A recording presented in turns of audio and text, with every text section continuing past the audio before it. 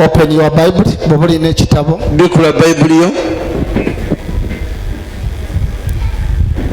Bobuli ne kitabo wandike ekyawandikibwa kino. If you've got a book, write this scripture. Ina akantu katono nnyo kenjagala wano. There's some verse I want from this scripture. Awo Yesu Matayo sura 2. Matthew chapter 2. Olunnyo lusooka. And verse 1. Awo Yesu bwe yazaalibwa mu Beselekemu eky'Obuyudaaya ku mirembe gya Kerode kabaka, laba abalaguzi abaava ebuvanjuba ne bajja e Yerusaalemi. Just kyenjagalawo ekyo. That's the scripture I want, a small thing. Jesus was born in the town of Bethlehem in Judea during the time when Herod. Awo Yesu bwe yazaalibwa mu Beselekemu eky'Obuyudaaya ku mirembe gya Kerode kabaka. It says Jesus was born in the town of Bethlehem in Judea during the time when Herod was the king. Bwe tugendako ne mu Yokaana essula 1. If you go into John chapter 1, olunyiri 45, verses 45. Filipo n'alaba Nassanayiri n'amugamba nti, tulabye oyo Musa gwe yawandiikako mu mateeka ne bannabbi, Yesu omwana wa Yusufu ow'e Nazaaleesi.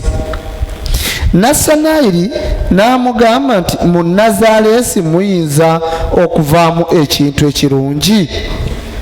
Philip found Nathanael and told him, we have found the man that Moses wrote about in the law.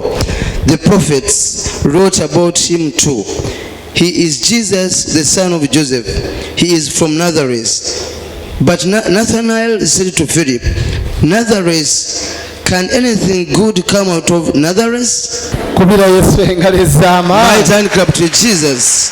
Ekyawandiikibwa ekisooka kigambye, the first scripture says, awo Yesu bwe yazaalibwa when Jesus was mu born Beselekemu in Bethlehem eky'Obuyudaaya of Judea ku mulembe gwa kabaka Kerode. in the time of King Herod. Kyukira muno muge nti Yesu yazaalibwa Beselekemu. Say to remember, Jesus was born in Bethlehem. Naye gwe wazaalibwawa? But where were you born?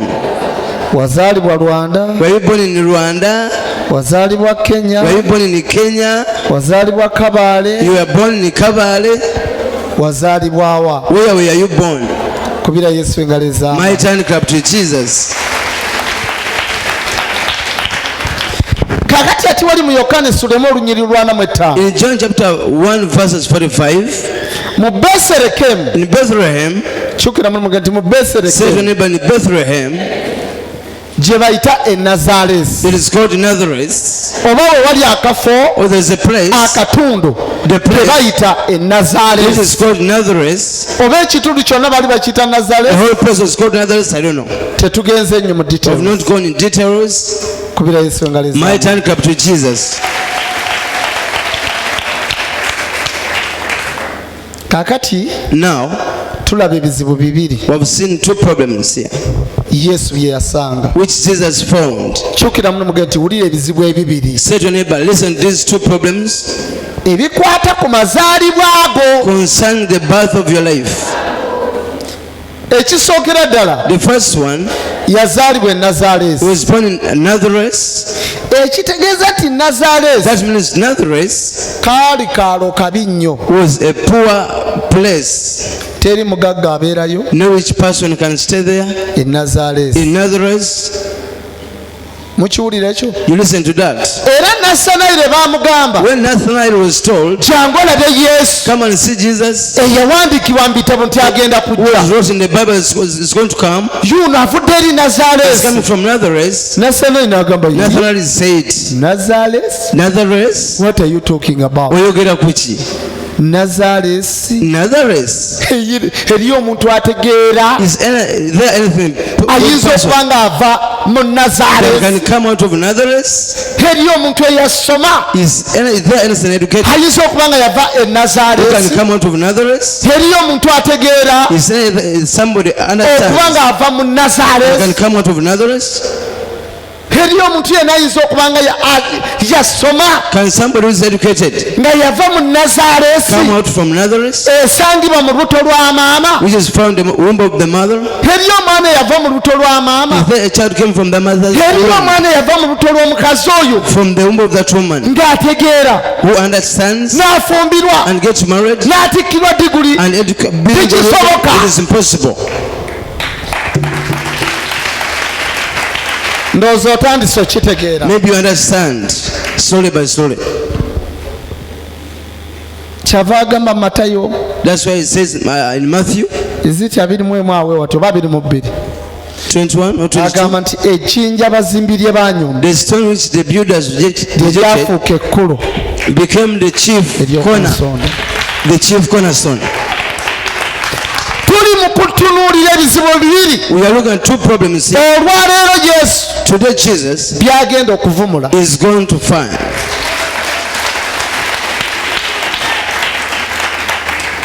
Ki ekyali e Nazaresi? What was there in Nazareth? Kyukira mu gati naye olowooza Say to your neighbor, do you ki think ekyali e Nazaresi? what was there in Nazareth? Waaliyo abalogo, There was witch people. kaali kaalo k'abalogo, It was a place of the witch people. kaali kaala katakulaakulana, It was a place which was not kaali developing. kaalo ng'omuntu tosobola kusitulako You kizimbe cannot raise a building in that place n'okimala and complete that building. nga tekisoboka. It was impossible. Kaali kaala kajjuddeko abantu ab'obujja. It was a village full of jealous people. Kyukira mu nti musumba aleeta ekizibu ekyokubiri. Say to your neighbor, the pastor brings to another problem. The second Yesu problem, Jesus yazaaliddwa mu kaala akabi, has been born in the poor village, ate yazaaliddwa ku mulembe gwa kabaka Kerode has been omutemu. born on the generation of King Herod, who is a murderer.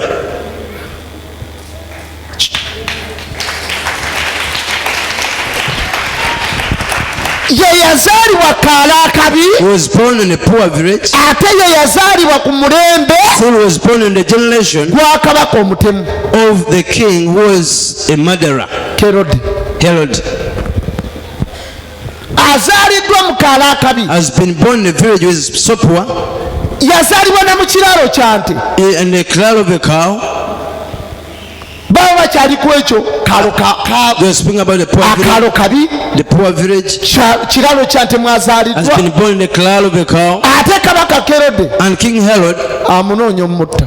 is seeking for him to kill him. Gwe wazaalibwa mu famire enjavu, You are born in a poor family, ate gwe alogebwa, still you are bewitched. ate gwe ayiganyizibwa, They persecute you. ate gwe awalanibwa. They are underestimate your life. Don't you see? Tolaba. You like a Jesus Christ. Nganga Yesu Kristo. But at the end, Naye ku nkomerero, omuntu azaaliddwa mu mbeera a bw'etyo, person was born in such a situation. endi ye eba nzibu nnyo. His end is so difficult. It's so hard.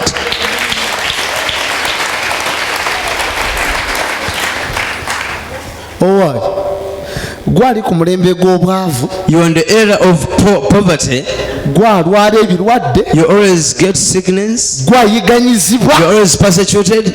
gwe yava ku kaala akataliiko yadde omugagga You no. came from the village where there's no Abamu muli person. wano, Some of you are here. okusiraana kwammwe Your failure kuviira ddala kaalo gye comes baakuzaalira. from the village that we are born from.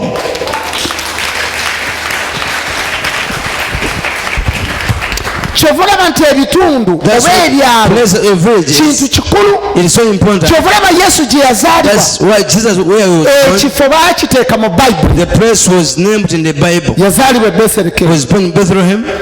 yazaalibwa e He was Nazaresi. born in Nazareth. Lwaki? Why?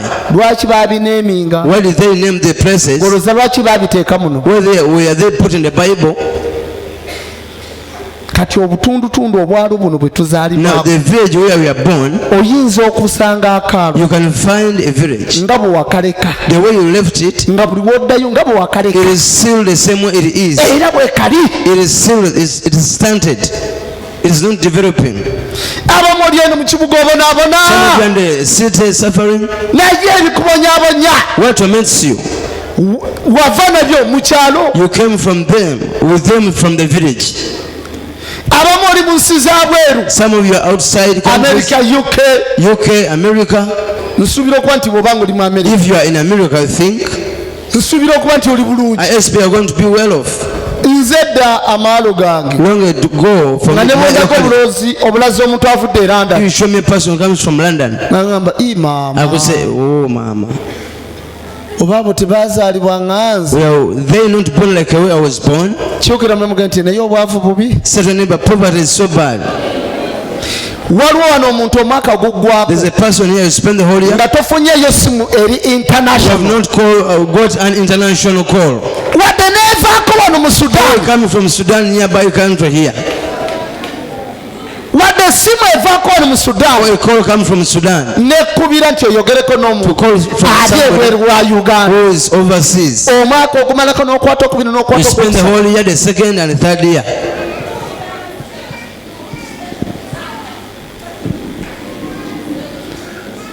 Olinga pasa Yiga naye bwe yali. You're like a pastor. Nze nga bwe ndaba omuntu oyogerera ku simu If I could say person speaking bw'ayogera n'omuntu ali ebweru, speaking the person who is overseas, ekyo nga ndaba kya bbeeyi I nnyo. could see it was so great.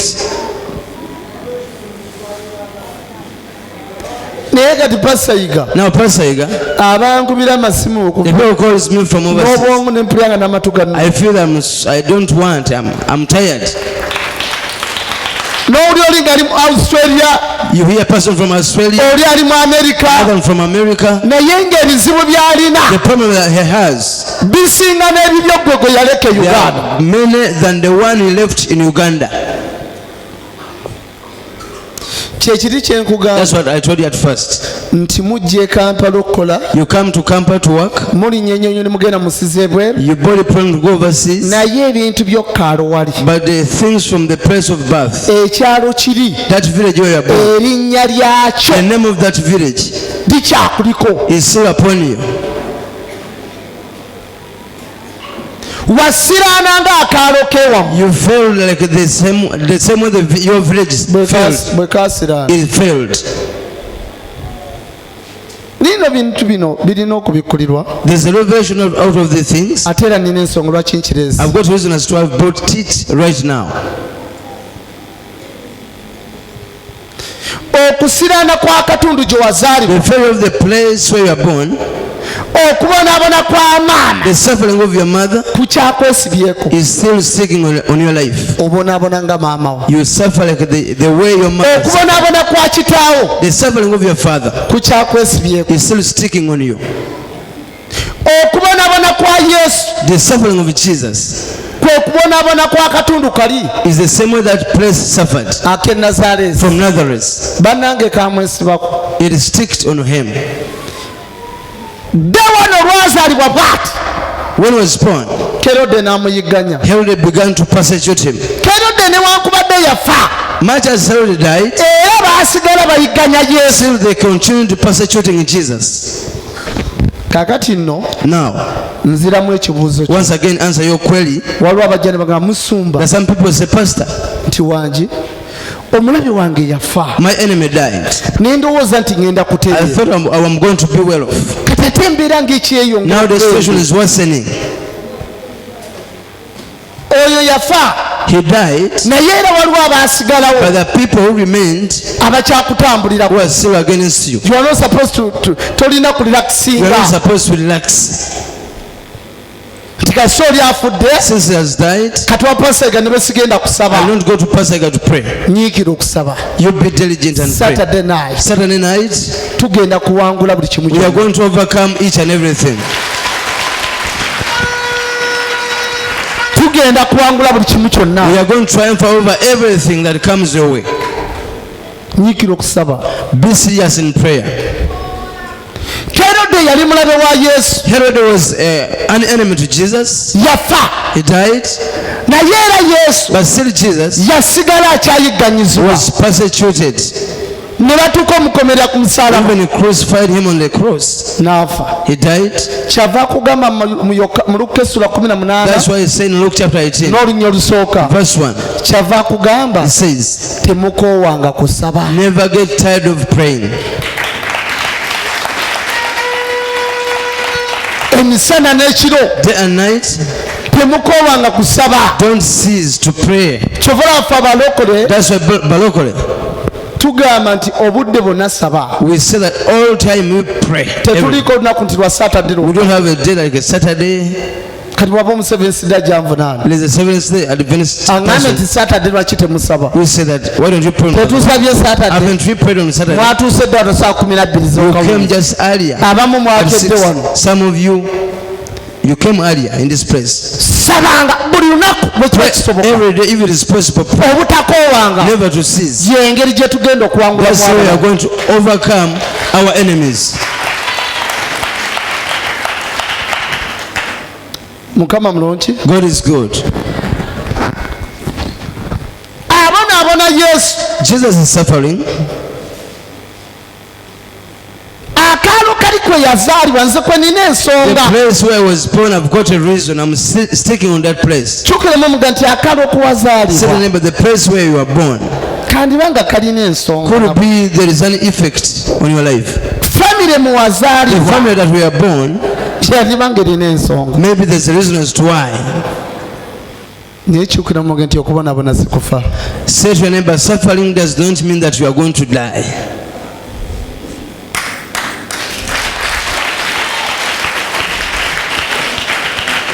Okuva lozze wano. Since you have come here. Gye wazaalibwa ng'onyoomebwa. Where you are born, you are underestimated. Ogenda kusimbya abantu mu layini. You are going to cause people to line up for you. Eyazaalibwa mu kiralo ky'ente. A person was born in the clan. Yabaleese wano Yiga sinnabaleeta wano. Has caused you to come here. Not Yiga who has brought you here. No. Eyazaalibwa mu kiralo ky'ente. A person was born in the clan of a car. N'akomererwa ku He was musalaba. crucified on the cross. Ne bamuwandulira amalusu. They spotted on him. Ne bamutikka engule They y'amabu. put a crown on him. Y'abatuuziza wano. He's the one that makes you to sit here now.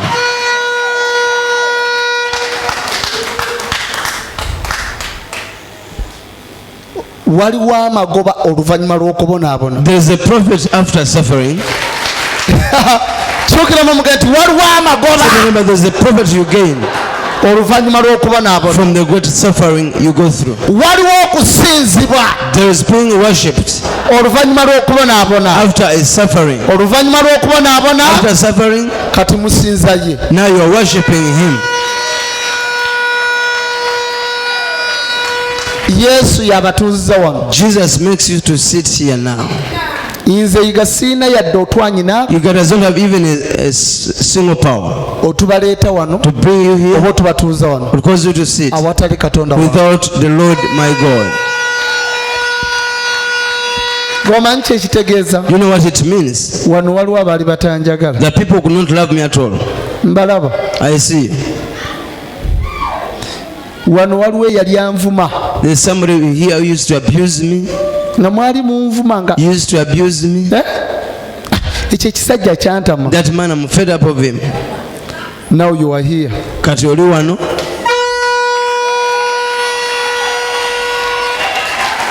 Thank you very much. Webale nnyo. But I'm your friend. Naye ndi mukwano gwo.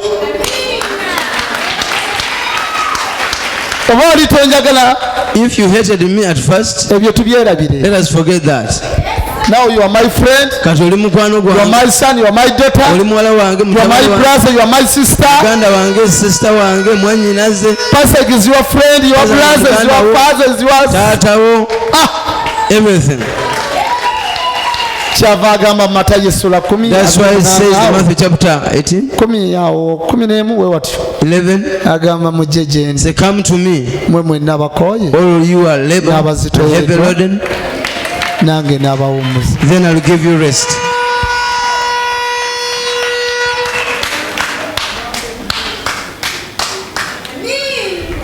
Oyo omusajja yantama. I'm fed up of that man.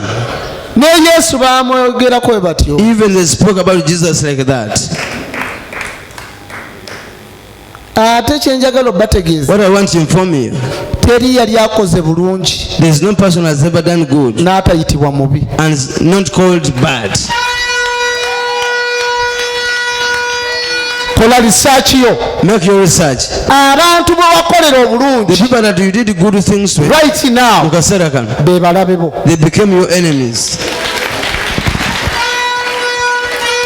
kyovola bantu omuntu That's why a man alemererwa okwogera pastor Yiga ebintu byakoledde eggwanga fails to speak what pastor has done to a nation n'ayogera obubi bwa pastor Yiga and speak about how bad he is, his badness. tuli mu kiro kya Saturday. We are on the Saturday night. Tuli kiro kati tuli kiro. Just Saturday night right now. Tuli mu kiro ku Saturday kati. We're in the night right now in Saturday. Abantu abatudde wano. The people said here. Abamu mwandibadde muli mbuyeekera. Some of you will be rebels. Waliwo wano kati atudde wano. Some of you are seated here. Nga wandibadde oplaninga kulinnya bikomera. You will be planning to just climb osumulule emmotoka z'abagagga. To steal things from the car. Abantu abali wano abamu ku mmwe. Some of you here. Wandibadde oplaninga genda ku street kwetuuka. You will be planning go straight to fornicate. But you are here. You say yourself, but you are here. Oli wano olwaleero. One of you amukumwe wandibadde oli mu mabaala kati. You've been in bars. Naye pastor Yiga akutuuziza. Pastor Yiga causes you to sit here. Ne Katonda we. And he's God. Kati omuntu. Now a man.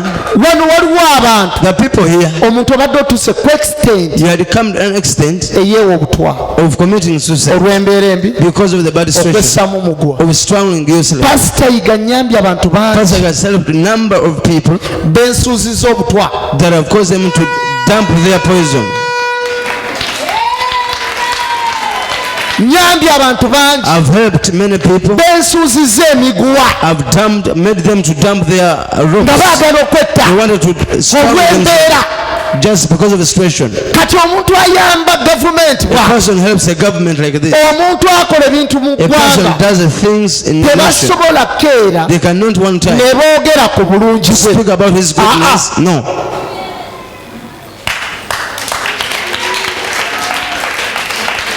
Bw'okola obulungi, if you do good, owunzika bakuyise mubi. You reap bad things. They call you a bad person instead. Kibi ki? What bad thing? Yesu kye yakola. What did Jesus do? Balyoke bamuteeke ku For musaalaba. him to be crucified on the cross. Do you have NS? Oyina ekibi kyonna ky'omanyi kye yakola? Yawunyanga bazibe He used to b'amaaso. heal the blind people and recover. Kale can you imagine? What Kye nandirowoozezza I would think nti ne gavumenti the government yandivuddeyo will come out ne protecting omuntu ono. protect such a person. Eyawonyeza omuzibe w'amaaso. Heal the blind person. Oh my God! Oh. Eyazuukisiza Laazaalo Who mu raised baana. Lazarus from the dead? The government ebadde efiiriddwa had lost omusolo a tax. Laazaalo gw'abadde awa. Lazarus was going to pay, naye Yesu but amuzuukisiza. Jesus has raised him from the dead. Gavumenti yandibadde The government would be ekola ne protection nkogamba ndeemukuuma ng'akaleera k'omwana. protect him like an umbilical cord of a child. Bw'okola obulungi If you do good things, bakusasulamu bubi. they pay you bad instead of your goodness. Yensi be bantu baffe. That's our people. Be bantu baffe. Those are our people. Bw'okola ebirungi Whenever you do good things, bo bakukolerera kusaanyaawo. they just do bad things to you. Katonda yatuyamba buyambi. God just helped us. Yesu yatuyamba buyambi. Jesus helped us. N'atatulekera yatuyamba buyambi n'atulekera He just helped us obuyinza n'amaanyi the authority and mandate ogobanga emizimu to chase out the demons and heal n'okwonya abalwadde. the sick people. Naye bannange But abeerako era ku makya n'akitukola if at all he did one thing bad to us, n'agamba I say, okay, abantu maze but okubazuula tebaagala muntu abawonya. people doesn't want a person to help them. Kaneddireyo n'amaanyi gange Let me go back with my power. kangaleke Let me leave them ate ba tebaagala muntu abawonya. because they don't want a person to heal them. Kyova olaba Museveni That's why I'm 7. oba gwe tomwagala If simanyi. you don't like him, it's up to you. Nze sirimbya bufuzi I'm naye not a edda politician, but Museveni Museveni mugezi nnyo. is so cunning. Erudda mulungi. On the other side, he's a good person. Ku lutalo Musumba Yiga Of the battles Pastor n'entalo Yiga, ezize zingolokokerako. and the battles that have been raised against him. Museveni singa teyalina magezi If Museveni was not wise, yandigambye nti ekkanisa ya Yiga you eggalwe. will say that let the church of Pastor Yiga be closed.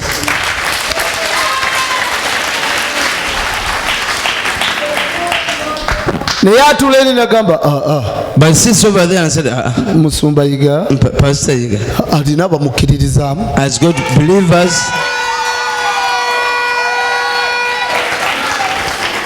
Kakati mwe Now, batamukkiririzaamu if you don't believe in him, temugendayo. don't go there. Kubira Yesu engalo ez'amaanyi. Clap for Jesus. Bw'otunuulya system If you look at the system, olabira ddanga ne Yesu you see, even Jesus y'engeri gy'atufugamu. is the way he governs us. Atutunuulira nga twetaaga He obuyambi, looks at us that we are needy people, ffe abeetaaga obuyambi, we are needy, ate ne twefuula nti ffe abamuyamba. and we pretend as if we are the one helping him. Abantu mu ekisinga obbabonyaabonya What means to you people? be bantu be mwakeera ne muyamba, That the people that you helped one time, kati be babaagaliza amagongo. now they want you to be dead. Ebigambo byange mubiwulira? Nyenya muno ku mutwe mugayo, waayo ebigambo by'omusumba biwulira? Shake your neighbor and say, do you listen to the words of the pastor, or you are just dozing? Kubira Yesu engalo ez'amaanyi. Hand clap to Jesus.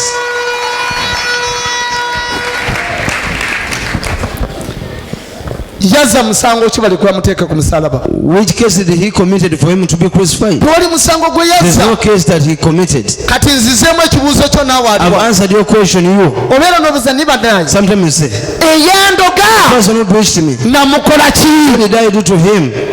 Tolina kyewamukola. There's nothing to do to, Naye ye yanyumirwa bunyumirwa but just enjoy it kukuloga. to bewitch you. Yesu talina kye yabakola. Jesus did not do anything bad. Naye bo baanyumirwa bunyumirwa Just they wanted kumuteeka ku musalaba to put him on a cross, bamukomerere. to be nailed.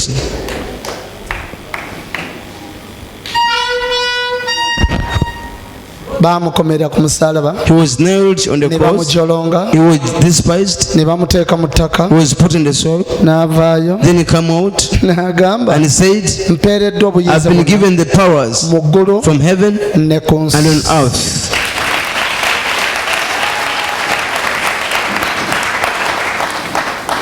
Mukama mulungi. God is good.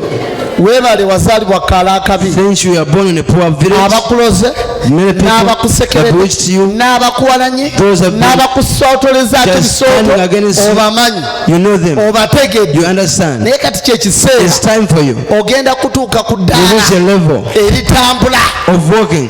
Kubira Yesu engalo ez'amaanyi. Imagine come to Jesus. Mukama mulungi. God is good. Ogenda kutuuka ku ddaala. You reach a standard. Mbabuulirayo akantu kamu. Let me tell you one thing. Kyukira muga nti gamba musumba tubuulire. Say to your neighbor, Pastor, tell us. Gamba musumba tubuulire. Pastor, tell us. Bampeeyawo akatebe ka plastic. Omwaka The year, gwali 23. it was 2003. Mukama mulungi. God is good. 2000 mu meka? 2003. 2023. 2003. Waliwo oluyimba There was a song olwafuluma. that came out. Nali ntambula mu kkubo ne nsisinkana omusajja nti nenenenenenenena. Mulutegedde? Oluyimba olwo That's lwabanga olusereba. as if it was backsliding. Ne mpulira oluyimba awo oba nga tuyingirira 2 awo. As we are just entering 2004, Yesu beera nange. Yesu ondeka. it was a hit. Neŋŋamba Mukama I Katonda. said, my God, my God. Neŋŋamba kati ng'oyo Judisi babiri. I said, like a Judas Babidi, Alabika wa bbeeyi nnyo. maybe so expensive. Nkuzaayo Katonda ne mu 2003. I take a flashback, 2003. Mu biseera ebyo waliwo omukyala During that era, there was a woman. bamuyita Chance Nalubega. It's called Chance Nalwega. Yali muzibu nnyo. Oh, he was a good singer. Era oluyimba lwe nga tuzannya draft mufudde emboozi ninganga Museveni kyenfunire nekisikoze nze mbooze ewuumirwa olwomaze okusiba tolina weetagulula kubira ddala engalo ez'amaanyi nga mpulira Chance Nalubega was so powerful. nga ndi mwavu I was so broke. nga ne mu birowoozo byange ne mu birooto byange In my dream and mind, sisuubira I could not anticipate nti ndituulako awo that I would sit one time oba okuliraana Judisi Babiri or to be next to Judas oba Babiri, Betty Namaganda Betty Namaganda. kubira Yesu engalo ez'amaanyi. Clap for Jesus. Nkireese kugumizaako naawe I've got okugamba to strengthen you. kyolaba ng'ekikulu What hayiwe you see as it is far away, olunaku lujja one kukya day, one nga time, kiri mu maaso it will be before you, where you are.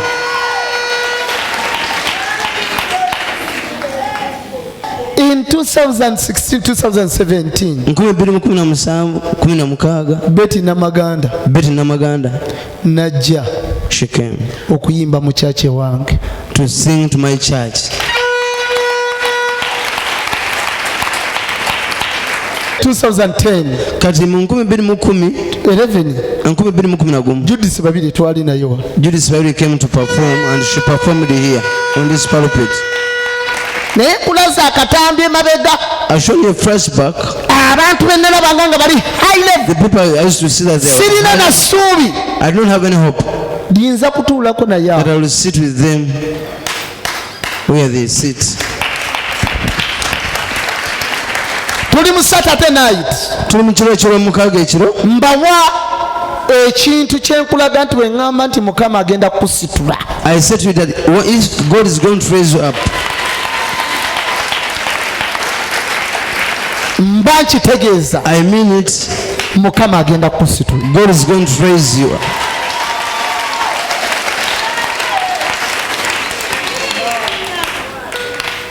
mu byoloota In whatever you dream, ekyokuvuga emmotoka tekiriimu driving a car is not in your nayo plans, nzagivuga but you drive one. tuli mu Saturday night Tuli mu kiro kyogera eky'olwomukaaga. muga nti tosubwanga kye bayita Saturday Tell your neighbor, night never miss a Saturday night. yatabuse It is being now powerful.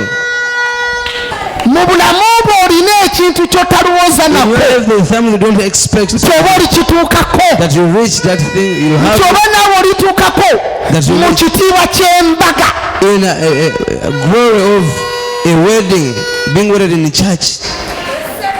kasita oba ng'okyali mulamu Once we are still alive, ky'olaba ng'ekiri high what level we see that is high level, ojja kituukako you will reach it one time.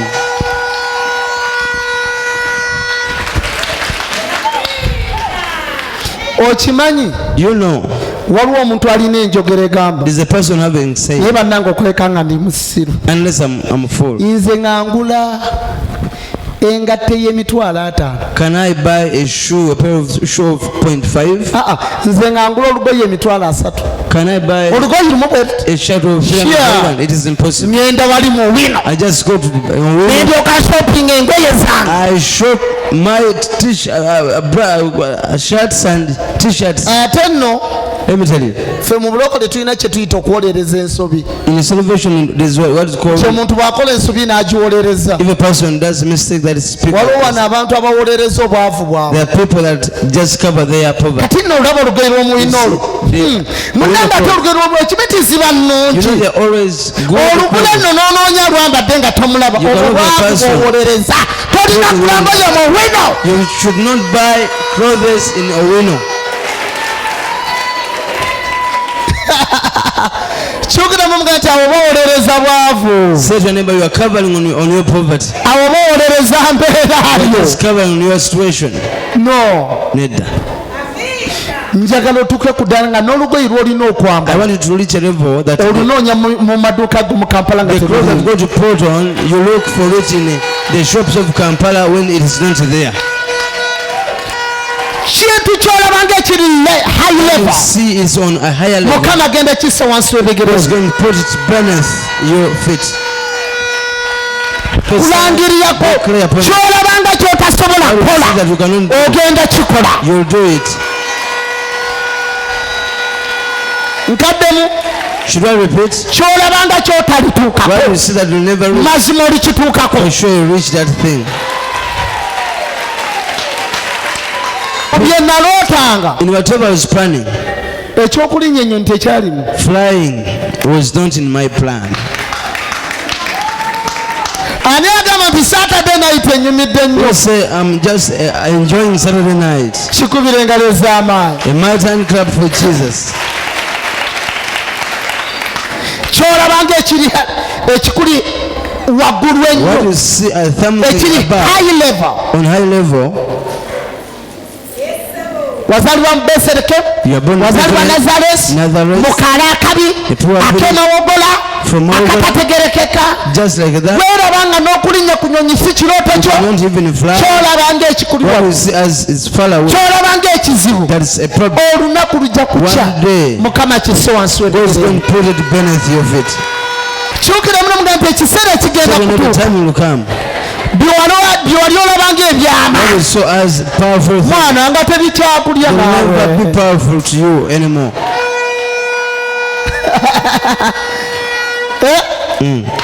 Waliwo wano omukazi alina omukisa gw'abasajja abagagga. There's a woman who has got a fortune for the rich woman. Teri Man. omusajja omugagga ne bwajja gy'oli tebikyakulya. Even if a rich man comes to you, will never be Wabamanyiira. taken up. You are Kati used. ate mulimu aga nti nze banene bwenfuna alina emmotoka. There's a person who say, if I get a person driving, Simanyi obyebyo bintu bwe bityo ebitambula. that's how things move. Kyolabanga ekyamaanyi What is that munna akirabanga kitono. another person sees as a local thing. Kyolabanga As usual. ekizibu munna akirabanga kisi What kizibu. you see as a problem, a person says the usual thing. Lengera oli okuzaala si kizibu Look at that person, giving birth is not a ate oli problem. okuzaala kye kizibu. Another one has got a problem in giving birth or producing children. Lengera oli omusajja si kye kizibu kye. Another person, it is Ekizibu not kye his problem. ssente. His problem is money. Kati ate era bw'oli Now another one talya na mmere lwa musajja. does not eat because of a man. Tunyiga ebiwundu, We nurse the tujjanjaba ebiwundu, We treat the ate buli kyenkoonako manya Whatever I spoke mbakusabidde. about, Kyotalowooza kyotasuubira Yesu omulokozi akisobola. hallelujah, yes. Omulokozi talemera. Buliba bwe butyo ogenda okulaba ng'oli mu nnyumba y'ofuluuta. Haleluya. Yesu omulokozi talema. Buliba bwe butyo ogenda okulaba ng'omusajja wakomyewo. Haleluya. Yesu omulokozi talema. Buliba bwe butyo ogenda okulaba ng'ositudde abalongoosa. Haleluya. Yesu omulokozi talema. Buliba bwe butyo ogenda okulaba nga ssente si kye kizibu. Haleluya. Yesu omulokozi talema. Buliba bwe butyo ogenda okulaba ng'oyambadde engalo mu ngalo. Haleluya. Yesu omulokozi talema. Buliba bwe butyo ogenda okulaba ng'oyambadde empeta ku lugalo. Yes, some of you are sick. Abamu ku mmwe muli balwadde. Mulina ebizibu eby'enjawulo. They've got different problems. Ebintu ebyaffe eby'ekirokole The things of born again, bibanga bya kigulu kya ddalu. it's as if you are mad people.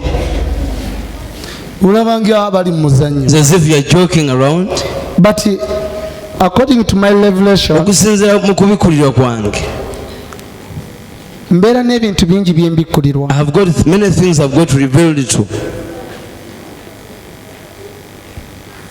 Ekikuli mu ggwe What's in you, kigamba nti tolifuna mirembe yadde n'akatono. it said you'll never achieve peace at all in your life. Era kigamba nti tolibaako yadde n'olunaku n'olumu It said there's no even one day lw'olisanyuka. that will be glad in your life. Kati ensonga lwaki tuleeta ennyimba zino That's why I bring such songs n'okuzinyisa. to make you exercise. Nze mba nina ddiiru yange I've got my deal. nga nina ekintu kye njagala okulumya. I've got something to pain to hurt.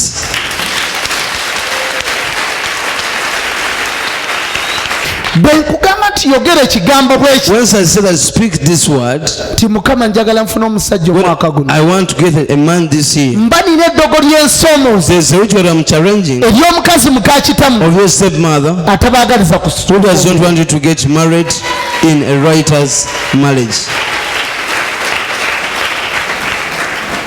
wabaawo ejjembe The demons ly'ensomooza I provoke, eryo lye baakuteekako which was put upon your nga life, likutambulirako liti is about moving upon your life. buli kyopulaninga nga Whatever likisiba plan, it binds it. n'opulaninga okuzimba ne likisiba You plan to build, it binds it. n'opulaninga ogula puloti ne ligaana You plan to buy product, it refuse. ejjembe eryo That demon lye mba is nsomooza what I'm provoking by that time.